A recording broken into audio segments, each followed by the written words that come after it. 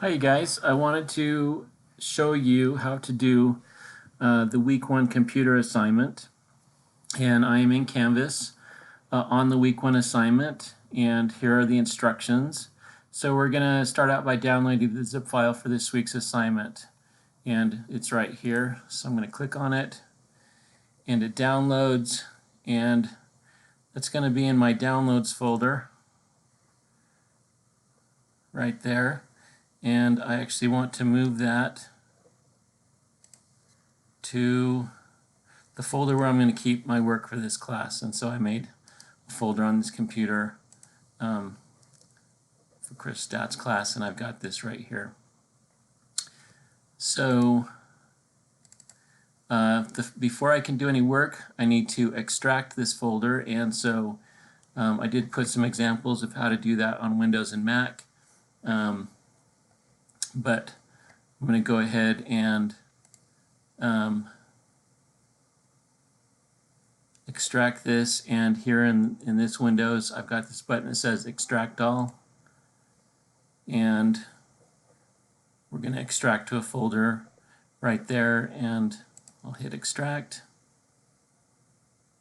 Okay, so if we go back to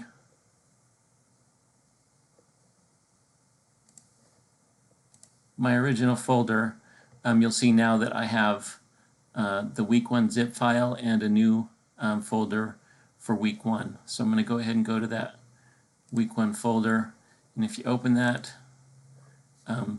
you should see a couple files here. And I think, if I remember this correctly and things set up right, I think you can click on this R project file and it should open in RStudio. So we're going to try that, see what happens. Okay, so you should already have R and RStudio installed on your computer before you can do this assignment. And so if we look at this project file, this is the week 1 project, and here is an R, what's that called? I think that's an R notebook file, and then we have some data files right there. So I'm going to go ahead and click on the R notebook file here down in my file Explorer.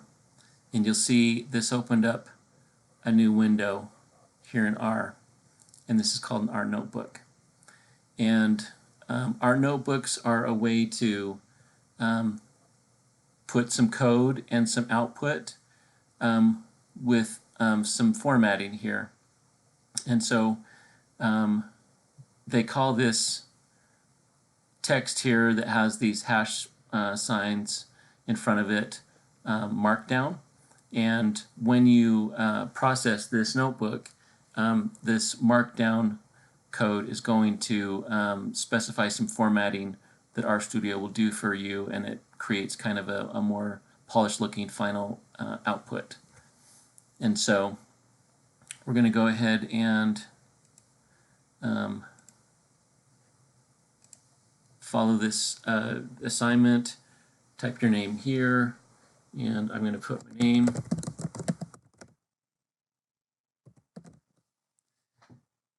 And so if you've gotten into this, you've been successful at downloading R and RStudio and opening it up. Some explanation about what an R markdown file is. Go ahead and read through that, and it will so let's see if we've got a preview file somewhere.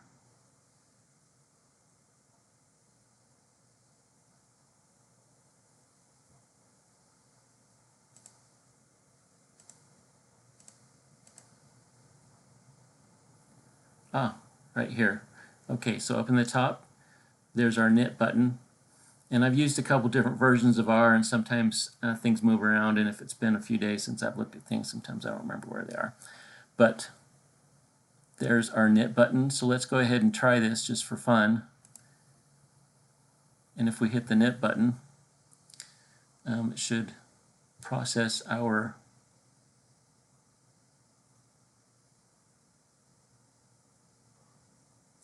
and this asks for some updated versions.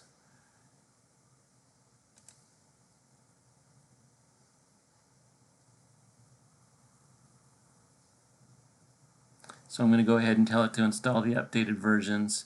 This is a computer that I just newly installed R and RStudio on. If you already have those things and have tried some stuff, you may not get that message, but if it's new, then you may have to install some updates.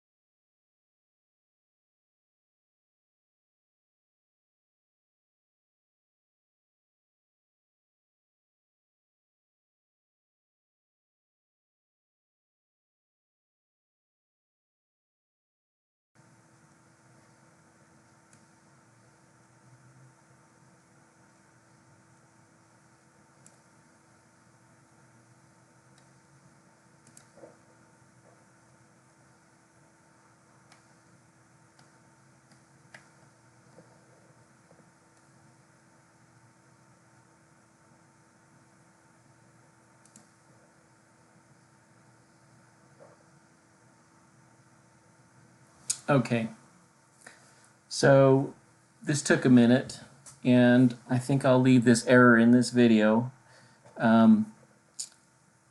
because this is good for you guys to see. So I intentionally picked a computer that has not had R or RStudio installed on it before, and I installed it before I ran this first assignment. And when I tried running the knit command, I got that error message that you saw. And this is probably a good thing for you guys to see and learn is a lot of times if you hit an error message in R, you can put in what you're working in. So I typed in RStudio and the beginning of what that error message was and came up with something. And I did a little bit of reading, and it looks like in my R code in this assignment, I am installing some packages, and I'll talk about what that is in a minute. But apparently, when you install packages that you need, there can be an error when you have when you execute that kind of code in R or in RStudio in an R notebook. And so the way I got around this is by running the part where these packages are installed, and you saw all those installations that happened. But anyway, you'll see that when I change this setting up here to preview and viewer pane, that now my R notebook is showing up over here, and we're going to talk about more about these examples. Just for fun, let's go ahead and do preview in window. Oh, and there's a nice example of what it looks like in its own window. Okay. So as you guys can see, I use several different computers, and I kind of have different versions of things in different places. And sometimes when you start with a new installation, something that may work on another computer where the settings are all worked out may not have errors, and when you put it in a new place, you may have some challenges. And this is one of the challenges with R and RStudio is sometimes you run into a little bit of a roadblock. And I think I will leave this here so you guys can see that it doesn't always work smoothly, and once in a while you have to do a little bit of exploring. So if you get that error at first, go run the install packages section. It talks a little bit about some of the advantages. You can read through this. So we're just going to complete each step of the assignment below. So you should have watched the video about installing our packages and managing them. So I have a code block here that will list the packages that you need to run your assignments, and I think these are most of what we're going to use for these RStudio assignments. These are Markdown, or these are notebooks. So what this does is this first command just makes a list of the different packages that we want, and this next command checks if each package is installed. If it's not installed, it's going to install it, and then it's going to show the packages that are installed. And this command loads the package into memory so we can use it. And you saw that I run this twice, and the first time I ran it, it did all that installation, and then the second time it just listed the packages because they were already installed, and so I know they're ready to go. So we're going to try opening some data files in RStudio. And as I was getting the material for this class put together, I was planning to use straight RStudio for the whole semester, and partway through getting this ready, I ran across the Jamoji program that we're going to be using for running our actual statistics. And for statistics, that is a great program because it makes it really easy, and you can read a little more about what's written there in the readings for this week. But it was still, and after I was about 3 or 4 weeks into getting material ready is when I ran across the Jamovi package, and I realized that I'm a bit of a pragmatist, and if there's an easier way to do something, I am all for being the most efficient and easy way to do it.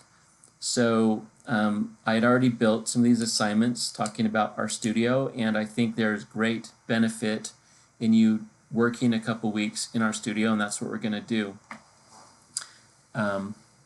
But once we get to actually doing statistics, we will see how to open some data sets in Jamovi. But for now, we're going to open some different file types in RStudio. And the nice thing about RStudio and R is it actually can open several different types of files, and that's part of what I want you to see in this assignment. So we're going to open a CSV file, and if you've had another class, the computer science, the intro to computer science class that I taught, then you'll know that this is a comma separated value file. It's just basically a text file that has each the data, the variables in columns, and each data point is separated by a comma in the same line. So there's this nice package called Rio that I ran across, and it pretty much opens most of the data types that we're going to use. So that's what we're going to use here. So part of what I have learned as I have worked a little more in RStudio is whenever you have a command that you're going to use, I like to go ahead and put this notation here where the package is listed with 2 colons and then what the command from the package is. And there's a couple different ways I've seen this done. I have seen all your packages loaded at the beginning like I did up at the top, and then because this package is already loaded, technically this Rio : part is not necessary for this to run. But I've decided that if I work in R code, and like this is, then I would I've decided that I like putting that in because that lets me know exactly which package this command came from. Because as you have seen from our readings, that there are different packages in R, and if you have a bunch of different commands, sometimes it can be a little difficult to remember which package. One other problem that you might encounter is a problem they call masking in R. And when different people and different groups of people create packages, sometimes different groups or different individuals will make packages that do similar things. And there may be some overlap in what they actually are accomplishing, and not surprisingly, they may name their functions the same name, but they're different functions from different packages. And in R, when you install a package, the latest package installed is the one that R is going to use. And if there is an earlier package and then a later package, the functions from the earlier package are masked because the functions on the later package are what are going to be used. And if there's any overlap in names, then you're going to run into that. So if you precede your functions with the name of the package and these 2 colons, it tells it exactly what package it should look in, and it will use that function from that package. So I just decided if I make more R code, I will just use this convention And you'll see this in different places in examples sometimes, and I didn't know what it was for quite a while until I researched it a little more. So we're going to go ahead and run this code block here by clicking on the Run Current Chunk. And so this lets me import the CSV data set. So I'm going to go ahead and open up the one that says CSV, and I'm going to click on it and hit open. And now we should have this CSV data set, 10 observations of 4 variables, and I love to click on it really quick, and you'll see I got a new little tab over here on this same window that had the assignment that opened up, and you'll see that my CSV data file has been successfully imported into RStudio, and it's in memory. So over here in the global environment window, we get a nice summary of the objects, and that's what my data from the CSV files in the CSV dataset object, and I can actually see the data. So I'm going to go back to the assignment, and now we're going to try opening an Excel workbook. You can read through some of that explanation, and here is that same thing that I did before. We're going to use Rio again, but this time we're going to put it into an XLS data set. That's what I've named it, and you'll see when this opens up, this variable name that I used is going to appear over here in the data. So let's go ahead and run that one, and it's going to give me another window to select, and I want to select my Excel file, and I'm going to hit open, and you'll see there is my new Excel data set, and if I click on that, I get another Explorer window, and I use the exact same data in these different data files, so it's going to look exactly like my CSV, but these are 2 different data sets from 2 different file types. And last of all, SPSS is a common statistical package, and you'll often see people sharing the data files from SPSS, and R conveniently allows us to open native SPSS data files. So I'm going to go down here and run this, and I think this is the command I need to move to the other window, but I'm going to run this, and we'll hit that.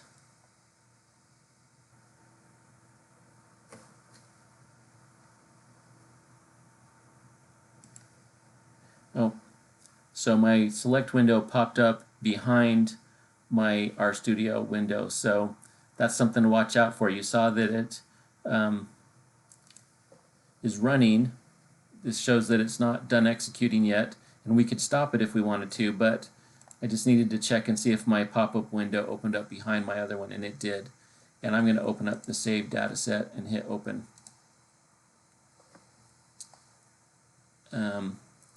And now we can go back to RStudio, and there is our third data set using the variable name that I had given it in the window, and I'm going to hit click on that, and not surprisingly all the same variables are there, although you'll notice there is some nice parts of working with SPSS data files. You don't really have any description here of what these variables are. All we have are the names, and we can see what the data points are, and we can surmise what this might be. We've got female and male here. Well, that's probably going to be gender.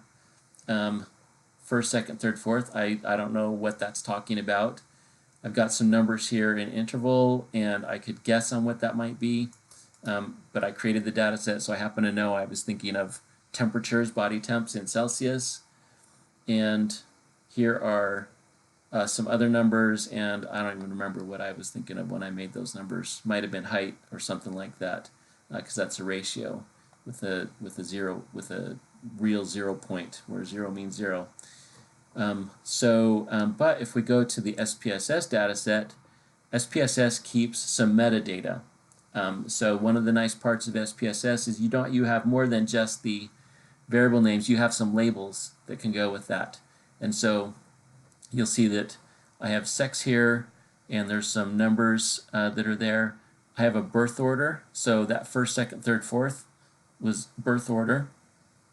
Temperature in Celsius, and height in inches. So you'll see that it's kind of handy to have some of those labels there.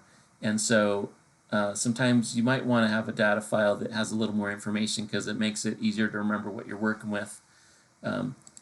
Same thing, the Excel, you can't really put metadata on the columns like you can with the SPSS file. So there's advantages and disadvantages to lots of different things. Tell me what you thought about this assignment.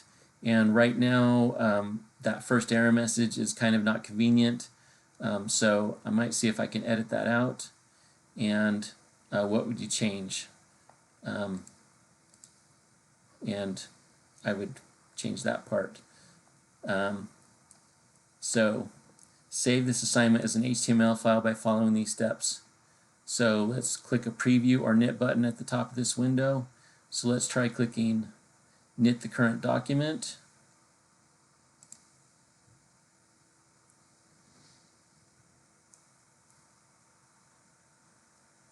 Okay, and when I knit this, it opened up a new window for me, and you'll see there's my name that I typed in.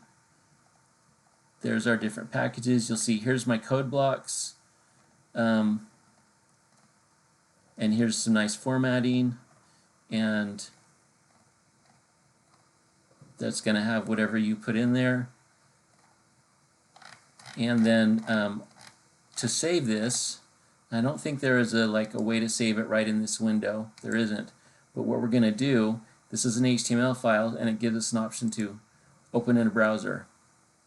Now I'm in a browser right here, so I'm going to go ahead and do right click and do save as. And what I would do is put your name.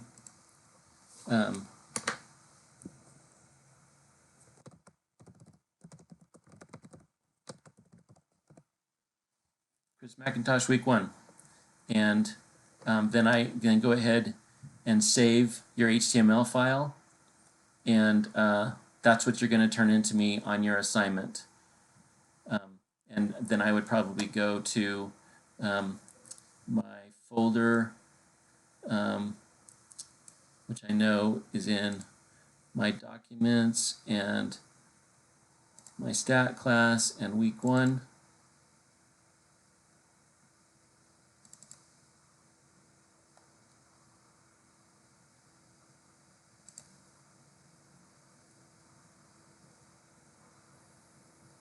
Oh, and save it to wherever it goes. And I think, let's go look at our files. Oh, it actually created a file in there for HTML, so it looks like it saved it, but it's not going to hurt if you save it twice, if that's there.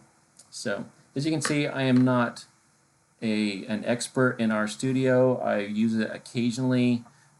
Work full-time doing informatics, and using RStudio is not part of my job, but this is a valuable thing to be exposed to because one, you can run statistics, and two, there are other analysis tools that are built on top of R, and this is good experience if you're going to go into informatics. So I hope that is helpful, and you guys have a good week, and I will see you in office hours.